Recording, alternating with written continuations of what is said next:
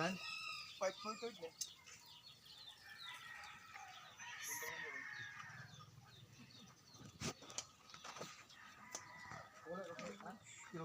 Bisag na pulo na muka-buka to. Aramong tindera guys.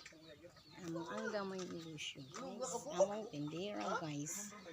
Nagsihirag cellphone guys. Wala man lagi na piso guys.